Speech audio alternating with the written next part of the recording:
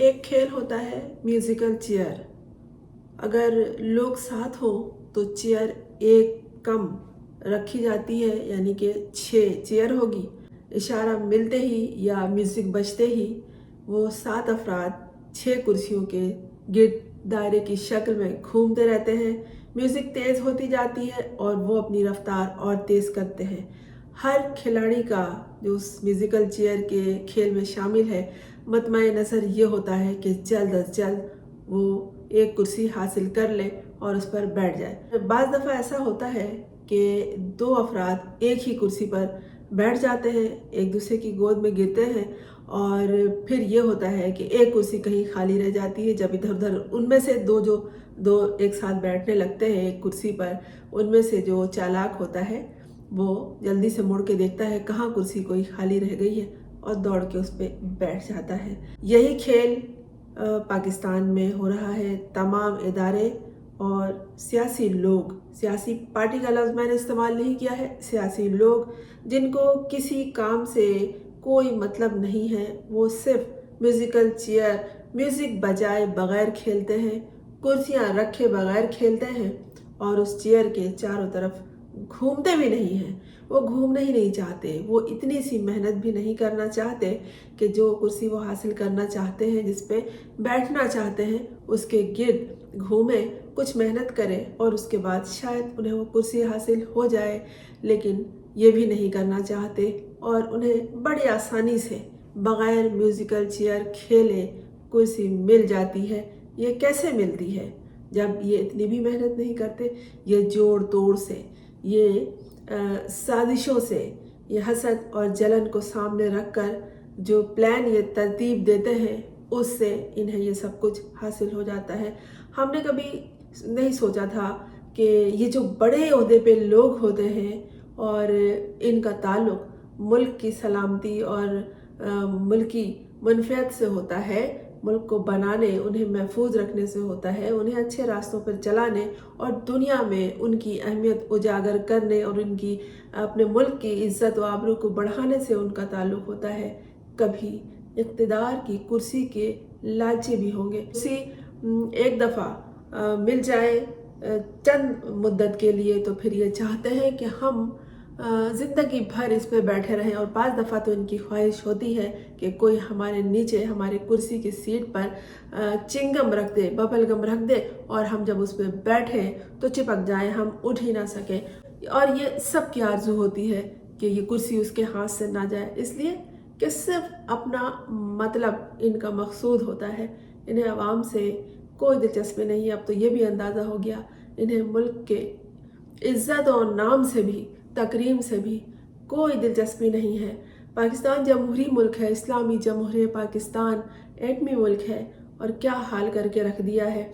अब जनाब खुशखबरी है, वो खुशखबरी ये है कि आर्मी चीफ अब चिपके रहेंगे कुर्सी से। वो भी कुर्सी के लालची निकले, उन्हें कुर्सी बहुत पसंद थी, कभी बोले नहीं। चेहरे से तो लगता ही नहीं है कि अंदर कितनी आरज़ुएं पल रही हैं।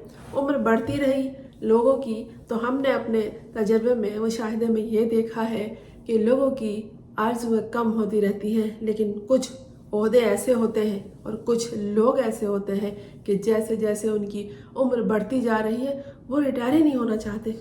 वो समझने नहीं चाहते कि वो और तो चीज़ें छोड़िए कि वो बुढ़ापे की तरफ रवा दवा है और जैसे जैसे उनकी उम्र अजीज़ बढ़ती जाती है वो जालिम मुजाबिर होते जाते हैं। ये तमाम लोग आवाम से कोई मतलब नहीं रखते। अवाम है कहाँ पाकिस्तान में? पाकिस्तान में तो कीड़े मकोड़े हैं, अशरात हैं जो ज़मीन पे चल फिर रहे हैं। उन्हें इन चीज़ों से क्या दिलचस्पी है? कुर्सियों के हकदार तो सिर्फ ये लोग हैं जो कुर्सियों पे एक दफ़ा बैठ जाते हैं तो उठना ही नहीं चाहते। क्या कुर्सी का नशा ऐसा होता है? अगर कुर्सी का नशा ऐसा होता तो उस वक्त इनको पता चलता कि ये कोई काम करते हैं। और जब कोई रूल्स और रेगुलेशंस बनाए जाते हैं किसी इदारे को चलाने के लिए या किसी मुल्क को चलाने के लिए, तो जो मुल्क को चलाने के लिए एक चार्टर बनता है, मंशूर बनता है, उसको आइन कहते हैं। उस वक्त जो आइन बना पाकिस्तान का, वक्त के साथ साथ उसमें जो तब्दीली की गई وہ تبدیلی صرف اپنے مقصد کے لیے، اپنے مطلب کے لیے کی گئی، اس میں عوام کے بارے میں کچھ نہیں سوچا گیا۔ اور اب جو تبدیلیاں لائی جا رہی ہیں اس میں عوام کا، ملک کا کوئی فائدہ نہیں ہے۔ اس میں بس یہ ہے کہ کس کو کیسے نچوڑیں گے، کس کو کیسے توڑیں گے، کس کو کیسے سزا دیں گے۔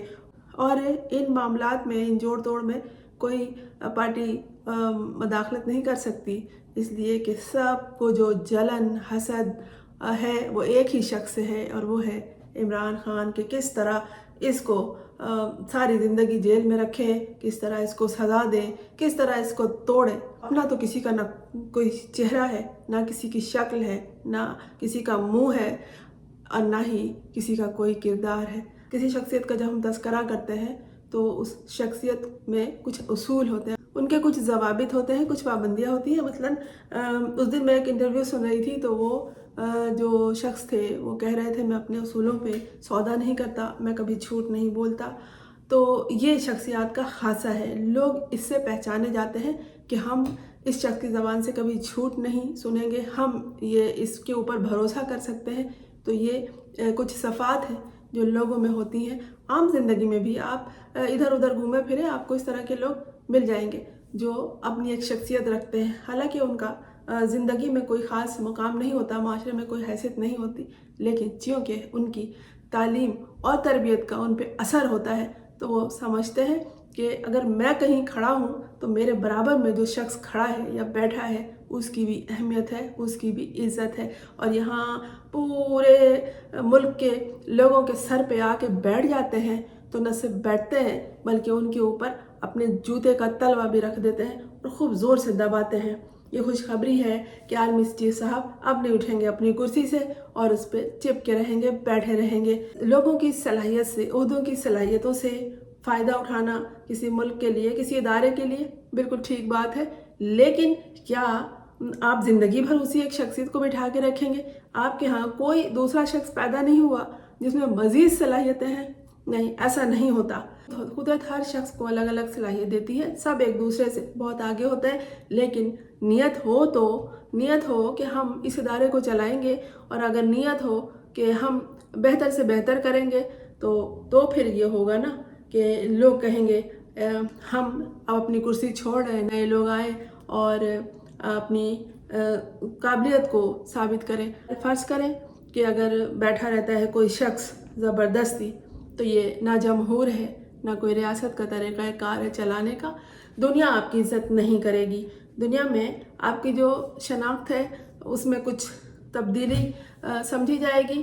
آپ اپنے ریاست کے نام کا چہرہ بگاڑ رہے ہیں، آپ اسے خود کاٹ کے رکھ رہے ہیں، تو پھر کیا بتائیں گے کہ اسلامی جمہوریہ پاکستان میں جمہوریت کہاں رہی؟ جمہوریت تو وہی ہے جس میں سب کو شامل کیا جاتا ہے، سب کے ووٹوں کو گنا جاتا ہے، لیکن یہاں تو گنتی کا کوئی حساب ہی نہیں ہے، گنتی کسی کو آتی ہی نہیں ہے، اور غلط سلط طریقے اختیار کیے جاتے ہیں۔ بتایا نا میں نے جیسے پہلے کہ میوزیکل چیئر کھیلے بغیر، یعنی چیئر کے گرد گھومنے کی بھی ضرورت پیش نہیں آئی، جو وہاں چپک گیا ہے چیئر میں۔ یہ ہر ادارے میں ہے، یہ یہاں صرف آرمی چیف کی بات نہیں ہے، یہ ہر ادارے میں ہے۔ کوئی ایک کرسی پہ بیٹھ جاتا ہے تو وہاں سے جایا نہیں جاتا اس سے، اور اٹھائے۔ ایک مجھے صاحب یاد آ گئے، بہت بڑے ادارے کے کسی نہ کسی طرح جیت کے آ کے سیٹ پہ بیٹھ گئے تھے، 4 لوگ بیٹھے تھے، تو وہ کہہ رہے تھے کہ اب میں یہ سیٹ کبھی خالی نہیں کروں گا۔ بہرحال انہوں نے اپنی صلاحیتیں دکھائیں، اس ادارے کو کہاں سے کہاں پہنچا دیا، کام کیا انہوں نے، لیکن انہوں نے پہلے تہیہ کر لیا تھا کہ اب میں یہاں سے کبھی نہیں اٹھوں گا، لیکن انہوں نے کر کے دکھا دیا کہ وہ اس قابل ہیں کہ کام کریں اور اپنے ادارے کو فائدہ پہنچائیں۔ خود بھی یقیناً فائدہ حاصل کیا ہوگا، لیکن اگر کوئی عوامی ادارہ آپ کے ہاتھ آ گیا ہے، پھر تو ہم نے تو یہی دیکھا ہے کہ اس کی خوب درگت بنائی گئی ہے، اور عوام کو چیخنے کی بھی اجازت نہیں دی گئی ہے، کراہنے کی بھی نہیں۔ بتاؤ نہیں کہ تمہیں کوئی درد محسوس ہو رہا ہے، بس جیو یا پھر مر جاؤ۔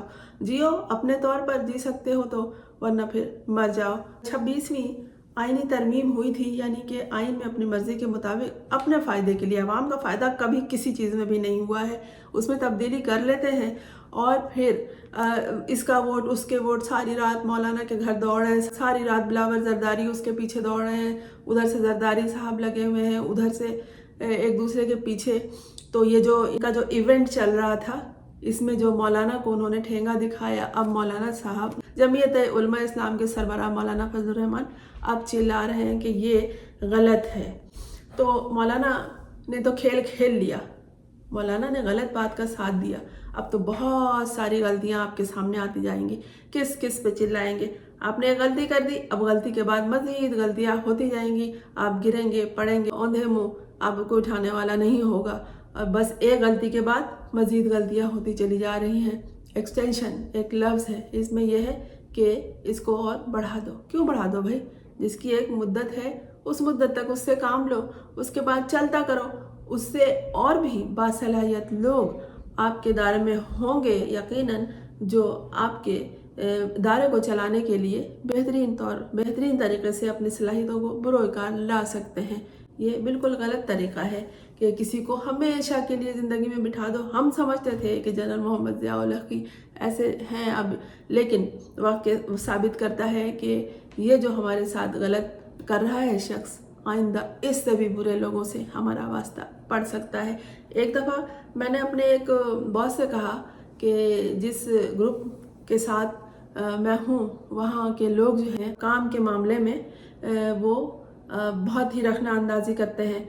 तो उन्होंने मुझे एक बात कही थी, ये बात मैं आज तक नहीं भूल सकी। उन्होंने कहा था कि अगर मैं तुम्हारा यहाँ से ट्रांसफ़र कर दूँ जहाँ तुम कह रही हो, अगर वहाँ कोई इससे बड़ा शैतान मिल गया तो। फिर मैंने कहा ये बात तो सही है, बेहतर यही है कि मैं इसी जगह पे रहूं। और ये वो मिसाल है कि मैं आज तक दूसरों को भी बताती हूँ कि जहाँ आप हैं उसी को बेहतर समझें। क्या पता इससे भी कोई बुरा मिल गया तो, और क्या पता वो डंडा उठा के आपके सर पे सवार हो जाए तो। लेकिन ये क्या शख्स हम सबके दरमियान आ गया है, ये इतना मजबूत शख्स हमारे दरमियान आके खड़ा हो गया है, यानी हमारे से मुराद अवाम के दरमियान और उनके दरमियान, कि जिसकी वजह से ये लोग जो हैं ये इस कदर काट कटवल खेल रहे हैं, इस कदर आइन को तोड़ मड़ोड़ रहे हैं, उसमें इजाफा कर रहे हैं, उसमें कमी कर रहे हैं। और क्या अवाम ऐसी गई गुजरी है? क्या किसी भी पार्टी के कारकुन अगर अपने मामले को सामने लेके आते हैं, अपने नुक्ते पे आवाज़ उठाते हैं, तो क्या सिर्फ उनके लिए सज़ा रह गई है? उनके लिए सिर्फ यही है कि क्यों बोला कि पानी नहीं आ रहा है, क्यों बोला कि सड़क नहीं है, क्यों बोला कि डॉक्टर नहीं है, क्यों बोला कि सुबह हो गई है, क्यों बोला कि शाम हो गई है? असल मामला यही है कि क्यों बोलते हो। लेकिन अवाम ने क्या किया था कि अपने वोट का हक इस्तेमाल करके अपनी खामोशी को खुद तोड़ दिया था। फिर उन्होंने बताया कि तुम कीड़े मकोड़े वोट का इस्तेमाल करोगे, ठहरो हम तुम्हें बताते हैं। और फिर वही फॉर्म 47, 45, 48 और पता नहीं अभी कौन कौन से फॉर्म आएंगे, इनका मामला सामने लाया जाएगा। और फिर आवाम की दुर्गत बनाने के लिए, इदारों को तोड़ने फोड़ने के लिए मज़ीद तरमीमें की जाएंगी। आप अगर इन तमाम मामले को इस तरह समझिए कि घरों में भी इसी तरह से कुछ किया जाए, तो फिर घर घर नहीं रहते, एक जंगल बन जाता है या कोई ऐसा इदारा बन जाता है जहाँ हर वक्त एक दूसरे से टकराव ही लोगों का होता रहता है। इस रियासत को, पाकिस्तान को भी इसी तरह से कर दिया गया है जहाँ सवाए टकराव के और कुछ नहीं है। लेकिन क्यों भूल जाते हैं कि ये एक एडमी रियासत है, बनाया गया है इसे, इस पे कुछ ऐसे लोग, बल्कि कई ऐसे मुहिब वतन लोग गुजरे हैं जो खामोश रह के अपने अपने मामलात में, अपने अपने दायरे में, अपने अपने मकसद में जुटे रहे और उन्होंने काम किया, इसे कहाँ से कहाँ पहुँचा दिया। क्या आप ये तहिया करके बैठे हैं इस कुर्सी पे कि आप इसे ऊपर से बिल्कुल नीचे ले आएंगे? आप ऐसा नहीं कर सकते। ये आपके बाप की जागीर नहीं है, ये ममलुकत खुदादाद पाकिस्तान है और मैं हूँ फरजाना रोही असलम।